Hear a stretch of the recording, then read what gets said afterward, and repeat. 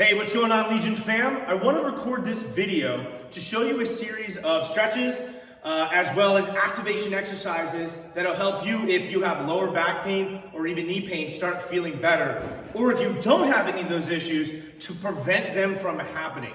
For those that don't know, I'm going to give you a really short abridged version of why I love these.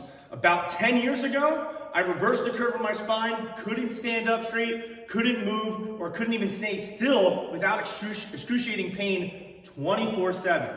The reason being is I reversed the curve of my spine, I herniated my discs, and it forced me to then look at how is my body improperly moving.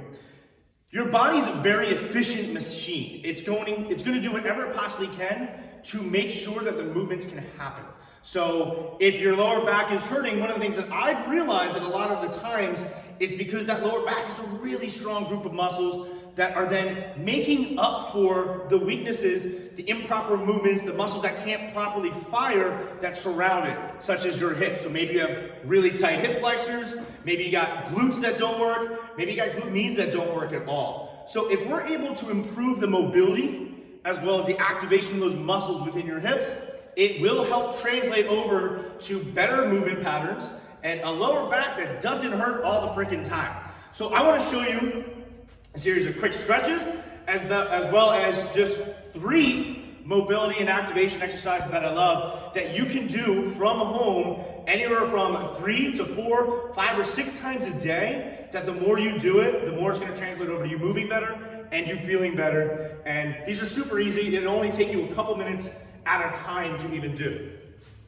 So the first one is I'm going to lay on my back and I'm just going to show you the series of stretches. And these can be done in a variety of ways. One, if I'm laying on my back, I'm just going to be bringing my knee to my shoulder, my opposite shoulder, and then my opposite hip. One of the things I want to focus on doing though is making sure that when I'm stretching up, I'm pulling in, I'm holding, breathing out, and get that deep stretch, but I'm not letting everything else move around. If you wanted to take it up a notch, as you're pulling that knee down, hold it for about 15 seconds, then push upward and resist it for 5, and then pull it back down and get a deeper stretch. Once you do that, bring this knee to the shoulder, but I want to make sure that my lower back pretty much stays where it is on the ground. I don't want to turn my hips or anything like that and stretch in that way. So I'm going to bring, and as you can see, I'm freaking tight still. I'm going to bring my knee top the shoulder.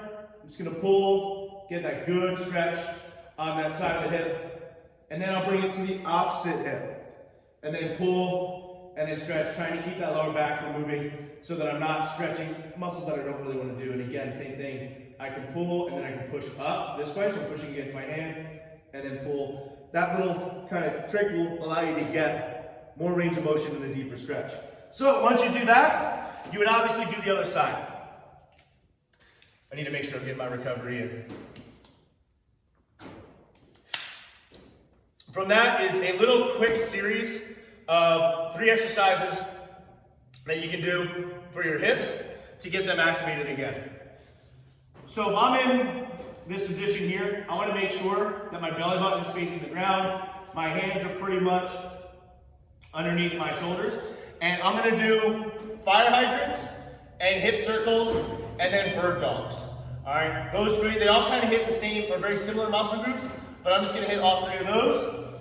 And I wanted to do the video because a lot of people do these improperly. So when I'm in this position to do my fire hydrants, my belly button is staying here. I'm going to try and actually pull them in so my stomach is nice and tight like I'm doing a plank. I'm going to lift up super slow here, just using the hip rotators, and I'm not letting my belly button move, and I'm not turning my spine. So you'll see a lot of people when they do this, they turn up, and what they end up doing is they use that lower back to create the movement. We don't want that. We want only the hip rotators, like me to do this. So abs are tight, I'm bringing it up nice and slow down. Slow up, and then slow down. Any time that is gonna cause my lower back to rotate, that's too far. Now you're doing excess, and actually what you'll end up doing is contributing to the issue, because I want those muscles to create these movements, not my lower back. Because when my lower back has to do these movements, it'll actually weaken the core, it'll tighten the hip flexors, and it'll shut down the glutes. all things I don't want, and if those things are happening, you're gonna find that you have lower back pain, and then probably also knee pain. So if I'm here, I'm just gonna go up slow, and boom. It's a very short range of motion. You may find you're only able to go up here. The more you do this, the more you activate this muscle, the larger your range of motion is gonna be. Maybe you'll get up to here, maybe not. Once we do that, we're gonna go hip circles backward. Same thing, I'm just using my hips. I'm not using my lower back. I don't wanna do any of this. If I'm doing that, I'm just adding to the issues that I'm having, and I'm causing my lower back to do the movement, not my hip rotators. And so I'm just gonna go really slow, just making a circle, and only letting that lower back do it. The hip rotator do it. As you see, my lower back is flat, my hip core is nice and tight. Once I do that, I do 15, I'm just gonna do the opposite movement, opposite direction. Same thing, not letting my lower back do the movement. I might only, when I'm doing my fire hydrants, I'm only getting up to here. Chances are, that's as high as I can get. It just gives you something to work towards though. If your range of motion, your circle's small, you can work up to larger circles.